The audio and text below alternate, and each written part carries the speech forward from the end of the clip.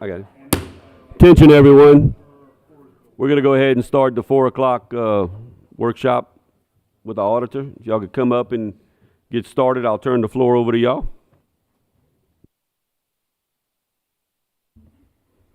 We did say we wanted the short version, right? Well, that's the thing, y'all allotted me an hour. Oh, we did? Okay, 4 to 5. I can sit here, get comfortable, and take everybody's time for the next 45, 55 minutes. Well, what we can do is, from where I sit, we can adjust that.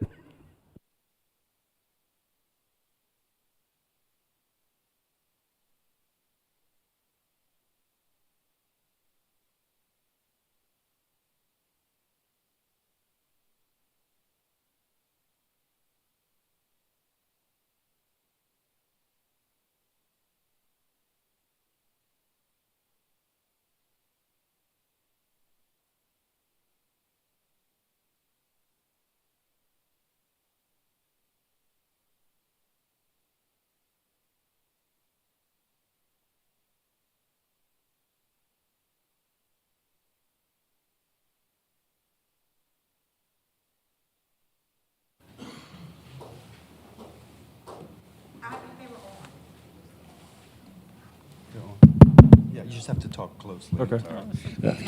Did it get, okay, here we go. Okay. So as I was saying, this is the audit results as of June 30, 2023. So it's about 10 months old, this information, but here we are. What I wanted to start with, and I guess for the guys in the back, if we could go to page 14 of the supplemental report. And pages 14 through 16 are the 5 findings that we had for this audit. Rather than going over all 5 findings, what I wanted to point out was last year's audit had 19 total findings, of which 6 were duplicates. So you had 13 what I call unique findings, non-duplicated findings. This year you had 8 total findings, 3 of which were duplicates. So you have 5 unique findings. The main point here is the substantial improvement in the finding count and severity. Going from 13 to 5 is a huge improvement, and that's the general comment I wanted to make here this afternoon. However, if anybody has a question or would like me to go over any of the 5 unique findings on pages 14 through 16, I'm happy to do it. We're good there. Okay. So then now, if we could, guys, let's go to page 1 of the supplemental report. And pages 1 through 8 contain the revenues and expenditures of the general fund. I'm obviously not going to go over each line. Britt asked me to kind of keep this somewhat condensed. So what I'm going to do is hit some of the high spots. As I'm going through it, if you have any questions, please stop me, and I will do my best to answer the question at that time. So he's getting here to page 1. That's the index. Let's just go down one more page, guys.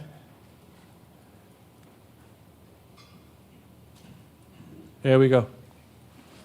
There we go. Okay. And so you can see here on page 1, we have your final budget, which is the far left column.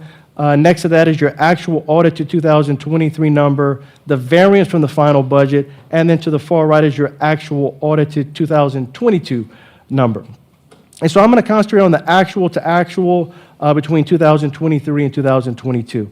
And take a look at the first item is ad valorem taxes, and you can see a nice increase here from $79.3 million in 2022 up to $85.3 million in 2023. You're talking about $6 million increase in property or ad valorem taxes year over year. Similar increase in the sales tax, dollar value wise, $92.3 million last year up to $98.9 million. In 2023, so again, a fairly healthy increase in the sales taxes. Interest on interest-bearing deposits. You can see in 2022, this number is in parentheses, so it appears negative. Obviously, you didn't have negative interest. This is the unrealized loss that was captured at this line item. Okay, interest rates increased a lot. That caused some of your investments to go down in value. It's a paper loss. You didn't actually lose actual cash dollars. And this year, you can see the huge improvement.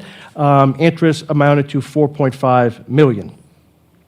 Rental, leases, and royalty income, not much change here, $714,000 last year, $670,000 in the current year.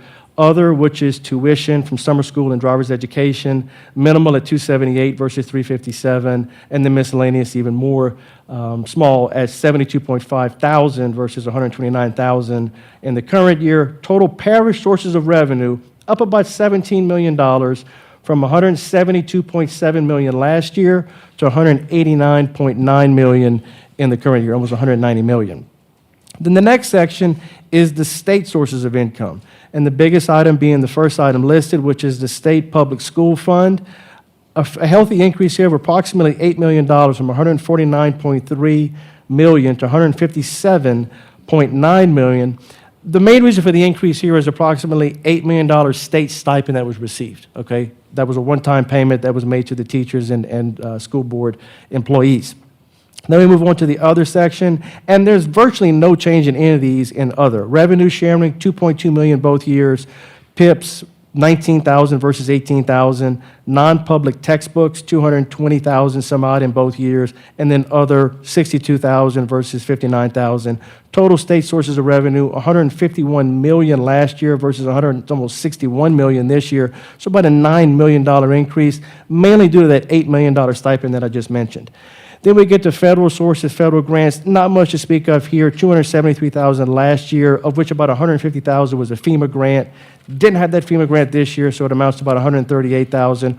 Total revenues up about $26 million, $324 million last year, up to $350 million in the current year. That's the revenues summarized. Any questions on the revenues are here on page 1. If there's not, let's move on to page 2. And let me just make an overarching comment here for the next few pages, pages 2 through 8. There's a lot of information here, a lot of line items. I'm not going to go over each one, but we saw that state stipend of $8 million. On top of that, you had a general fund raise of approximately 2%. So most of these categories we're going to go through, most of them, the increase is in salaries for the two reasons I mentioned. The general fund raise of approximately 2% and that state stipend. There's a few exceptions, and I'll point those out. Luckily, one of those exceptions is on page 2, the very first section. I'm going to hit the totals, guys. Total regular programs, $118.8 million last year, up about $8 million to $126.7 million. There's about half of that is a salary component that I just discussed. However, very last expenditure listed right above the total is allocation to charter schools. Now, we have another page on this, and I'll discuss it in more length, but I just want to point out about half of the increase, or $4.2 million from the 118 to the 126, is that increase in the allocation to charter schools, which, as you're well aware, you have no control over. This is dictated to you how much you have to pay, and you have to pay it. And I think this number is even higher in 2024, even though we haven't audited that yet. Moving on to special education programs, in total here, $29.1 million last year versus almost $31 million in the current year. Main reason for the increase is the salaries, as I said in the opening comments. Moving on to page 3. We get to vocational education programs, $5.7 million in 2022 versus $6.5 million in 2023 for the salary component reason we discussed. Similar other instructional programs, $8.5 million last year, up to $8.7 salaries. Special programs, almost the same number, $6.9 last year, approximately $7 million this year because of salaries. Page 4.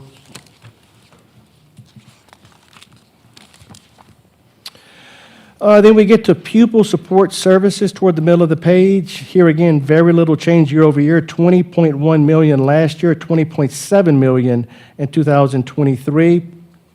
Instructional staff support services, $11.2 million last year, approximately $12 million in the current year. This one actually has one item that's contributing to the increase. I guess 5, 6, 7 from the bottom is materials and supplies, $410,000 in 22, up to $704,000 in 2023. So of that, call it about $1 million increase, about $300,000 is materials and supplies. Page 5. General administration actually went down. $6.6 million was spent in 22, approximately $4 million in 2023. Toward the top third of this section, you'll see legal services, pretty big decrease here. It was 1.2 million in 22. It decreased to 770,000 in 23. And right below that, audit services, 271,000 in 22, decreased to right at 200,000 in 2023. Those were kind of the two main drivers for the decrease in this particular section. Looking at school administration, 19.9 million in 2022, up to 21.4 million, again, because of salaries. Page 6. Next is business services, 3 million approximately spent last year, up to 3.6 million in the current year, mostly because of salaries. Right in the middle of the page, right below the other line that's kind of indented, you see purchase services. It was about 38,000 in 22, went up approximately $200,000 to 237,000 in the current year. So that was part of the contributing factor for the increase in this section. And then we get to operation and maintenance of plant services. So this is kind of the outlier where not all of the increase is due to salaries. 29.7 million in 2022, up about 2.8 million to 32, we'll call it 5 million in the current year. You do have a salary component, custodians, for example, up a decent amount. Purchase services, right below that other that's indented, you can see went from about 5 million to almost 5.2 million. 3 lines down from there is materials and supplies, 1.5 million in 22, up about 150,000 to 1,651,000 in the current year. 3 or 4 below there, you get to building rental / lease. This was only 71,000 in 22, up to about 400,000 in the current year. This was because you were leasing the old school board building for part of this fiscal year. And then we'll see that expenditure again in fiscal year 2024. Then you see utilities. This was one of the big drivers for this section. 7.3 million spent in 22, up to about 8.3 million in 2023. So about $1 million of that 2.8 million I mentioned earlier is captured right here, the utilities line item. And then 2 below, utilities, you get to property insurance, $1.4 million last year, $1,650,000, so about a $250,000 increase at this line item. So this was the one section in particular that had items contributing to the increase other than salaries. Page 7. For student transportation services, it's virtually the exact same number, 18.3 million in both 22 and 23. Then we get to central services at the bottom of the page, 5.7 million, up about $1 million to 6.7 million. About 4 from the bottom, you can see materials and supplies went from 178 to 292, so that's contributing that increase there. And then equipment, a little over another 100,000 there, 436 up to 575. So those 2 items, in addition to salaries, contribute to the $1 million increase. And then finally, page 8, to bring the expenditures to a close. Food services is minimal, not even worth mentioning. And then purchase services, $129,000 both years. Total expenditures, last year, $284,000, an increase of approximately $18 million to about $302 million in the current year, and pretty much right on budget that you budgeted $302 million. Went over that relatively, rapidly. Any questions on pages 1 through 8? Okay. We'll keep on moving right along. Page 9. And page 9, we just went over the top, call it 75% of the page, okay? So what I want to do is right above other financing sources, if you can scroll down a little bit on the big screen. Yeah. Right above other financing sources, you can see the line excess of revenues over expenditures. We just went over revenues, went over expenditures. How did we do? So when you take in consideration the revenues of $350 million, expenditures of $302 million, we had an excess of $48.6 million in the current year. How does that compare to last year? Last year, this line item, the excess, was approximately $41 million. So we had an increase of this line item of the excess of approximately $8 million. So that's a healthy increase year over year. Another thing you got to factor in is the other financing sources or uses, and it's a use in the general fund. And you can see the large amount of transfers that are made out of the general fund for various purposes. Last year, we had a net transfer out of almost $37 million. This year, that number amounts to $44.2 million. And in the third to last line item, you can see excess or deficiency, it's an excess in this case, of revenues after the net transfers. Last year, the number was $3.9 million. This year, it's almost $4.4 million. So an increase, and a decent increase, But you can see, there's quite a bit of transfers going on here. And then ending fund balance, 72 million last year, up to 76.5 million in the current year. And remember that 76.5 is kind of worth pointing out for the next page I want to go over. We can skip page 10, guys, and let's go to page 11. Mr. Calder, sorry, I have a Sure, question. go ahead. Can some of the increases be attributed to the move to the new facility? Absolutely. In the expenditures? Right. Absolutely, But yes. there's not a way to specially capture that in the audit? As far as did we go through and specifically look for that? No. Okay. In that plant and services section, I think a lot of those were captured there. Maybe some in central services as well, but I would say mostly in plant and maintenance, whatever that particular section was called, Okay. that went up to I just wanted to 2.8. note that because the increase is significant, but we did have a major move, so. Right, and then, like I said, that lease, you ought to leasing for about half the year here in fiscal year '24, that'll roll off. And then there was obviously some moving expenditures that were one-time expenditures that are not going to be recurring. Okay. Have I quantified those? I have not, so Okay. I can't say All for right, sure. thanks. I just want to make that note. Thank you. Any other questions on 1 through 9? Okay, let's go to page 11. And what I want to do on page 11 is a fairly simple worksheet. It's just to point out that the board policy is to have approximately 75 days of operations in the general fund committed for economic stabilization. And of course, you do have that. We have the top line item, general fund, final budget expenditures, $313 million. That 20.83% works out to 75 days. And what you have committed for economic stabilization is a $65.3 million, and you do have that in accordance with your board policy. With that being said, let's flip to page 12. And on page 12, we have a 4-year, it's a kind of a different look at the expenditures that we just went through for 2023. Here we have a 4-year breakdown of the expenditures, and we kind of categorize them to give you kind of a different snapshot, a different look at not only the dollar value, but also the percentage of the general fund budget expenditures that are being spent in any particular category. So taking a look at it here in subtotal for personnel expenditures, which is salaries and the related benefits, you can see $220 million spent in 20 and 21, up modestly in 22 to $222 million, and then up to about $233 million in 2023. So not a huge increase in the salary amounts when you take a look at a dollar value. Another thing worth noting is the percentage of the total general fund expenditures that we're spending on salaries, and this has steadily been decreasing. It was about 81.5%, as you can see in 2020, then down to about 80% in 21, 78% in 22, and 77%, we'll call it in 2023. And this comment is leading me to my next comment that we used to run about 85% salaries and benefits at the school board.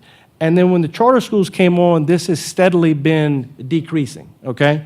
And you can see when we move to the next section, I'm going to just go straight to it. So second from the bottom, above the subtotal, is appropriation to charter schools. And look at the progression here that we've been seeing. Back in 2020, it was 13.4 million, approximately 5% of general fund expenditures. Then in 21, it gets to almost 16 million, almost 6% of general fund expenditures. Last year, 19.3 million, almost 7% of general fund expenditures. Current year, almost 24 million, almost 8% of general fund expenditures. So my opening comment that prior to charter schools, we were spending approximately 85% on salaries and benefits for school board staff. You can see if you just take that 7.8% and add it back to that 77.2, you get it approximately 85%. So it was just worth pointing out that this constant increase in the charter school expense that you guys have no control over does take away from your ability to pay your own people salaries and benefits. That's an objective fact. That's not any kind of thing I'm pulling out of thin air here. That's just straight off the numbers. And just worth pointing out, I mean, you can see we have the others all listed out. You have instructional materials and supplies. These are all very consistent. You have some movement between year to year depending on what's going on. Nothing jumps out. Hannah, you had asked about, you can see repairs and maintenance as it pertains to the move. Not much change between 22 and 23. Utilities and telephone, I would have to imagine having 2 facilities, the move, everything that's going in there, that's up about $1 million. I would hope that that would come down from the $8.6 million in fiscal year 2024, but with inflation, who knows? I could be wrong with that. Contracted services, this is about $8 million, pretty much all 4 years, and it's actually going down in percentage. Most of them has your expenditure either held their category are going down with the exception of the appropriation of charter schools. Just want to make that general comment. Any questions here on page 12? Okay, let's move on to the next page, which is page 13. And page 13 is the internal service fund or the group self-insurance fund. This has been condensed so we can take a look at it here on one page. This is several pages within the ACFR. And we'll just make some comparisons and go through it. First line item is operating revenue. This is charges for services. $64 million last year, about $66 million this year. And it's worth noting, this is being funded by 70% from the general fund and 30% from the employees and retirees. That's the split here. So the general fund is kicking in about $46 million. The current employees and retirees are kicking in the difference to get to the $65.9 million of revenues here. Then the operating expenses. Contractual services, not much change, $3.7 million approximately both years. Premium payments, not much change, $2.5 approximately both years. Claim payments, big change. $54 million last year, up to $61, we'll call it $0.5 million in the current year. This is the big driver for the reason for the increase. Other operating expenditures are minimal. Total operating expenses up about $8 million from $60.5 million last year to $68 million in the current year because of claim payments, which again, you have no control over. This is just the nature of people going to the doctor and being sick and how much the school board has to kick in to make these payments. Then you get to operating income or loss. It was an income last year of $3.5 million. This year, it's a fairly large loss of $2 million.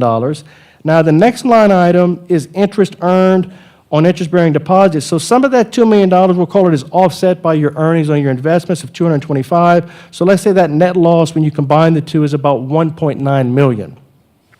I want to skip the OPEB section. So with this next section, OPEB, I want to come back to that and just take a look at the very last line item on the page, if we could. It says net position ending without OPEB. We could scroll down a little bit on the big screen. There we go. And I want to point out last year, $6.2 million, $6,177,000 of, we call it net position ending without OPEB, is basically what's your fund equity in self-insurance without factoring in OPEB. There's about $6.1 million. Where are we this year? Well, we're 1.8, 1.9 million less than that because of the operating loss I just went over, and we're at 4.3 million. Talking with Anthony and Matt prior to this meeting, with their projecting approximately for June 30, 2024, is just to be a loss, okay? With that being said, it can't be a loss. You guys are going to have to then transfer money, but in addition to transferring money, I think this is going on with the board right now, is you need to look at making some changes to what's going on in order to replenish this fund balance and have a fund balance to begin with, because you currently don't have one. You do as of June 30, 23, but June 30, 24, you're not going to have one. You might say, okay, Brad, that's great. What do you think? One thing you could do, and I think this is not going to move the needle as much, but it's something you could do, is increase the charge for services. Now, of course, remember, general funds will pick up 70% of that. Employees and retirees pick up 30%. I think that's one component to the fix. The main change that's going to make hay here, if you want to call it that, or make this number not be a negative, is to modify the plan. A phrase that was told to me prior to the meeting is migration. I think that's something you guys need to really take a strong look at, is on retirees. I think currently the school board is secondary insurer, and if somebody goes out of Medicare plan, so to speak, y'all become primary. Well, that's driving this claims expense you see on the page through the roof, on top of the OPEB liability that I'll touch in a minute. It would be better for the school board from a financial standpoint if you guys were not secondary, if you had Medicare as primary for the retirees, and then have like a Humana United Health type plan kick in and pay that supplement to fill the hole that the school board is currently filling. Because financially, it's becoming untenable for you to continue to try and fill this hole. I know that's a mouthful, and that's easy for me to sit up here and say, and there's a lot of ramifications for people with that statement, but I'm looking at it from a financial standpoint, and it's not sustainable to continue on the current path. Some change will have to be made. Another component to it is, we're just talking about fund level here, but then we factor in this OPEB toward the middle of the page. You can see it up there, yeah. And so we have the OPEB expense. If you factor that in, looking at the net gain loss with the OPEB expense, it moves to a loss of $9.2 million. And then we have the net position, if you factor in that OPEB liability, of a liability of $420 million. In discussions with Matt Anthony and some folks from insurance before this meeting, if you made the change that I suggested or some change similar, this liability would likely be reduced, and this is according to the actuary, it's not my statement, your actuary, would be reduced by between $100 and $150 million. So you'd be making some substantial improvements to not only your current year cost as they're running, but also that long-term liability that you're having to carry on your books that's currently $420 million, which could be reduced, like I said, up to $150 million by making some type of change to what we're doing with retirees. Any questions or comments regarding what I went over here? Because that was kind of a mouthful, but it was necessary.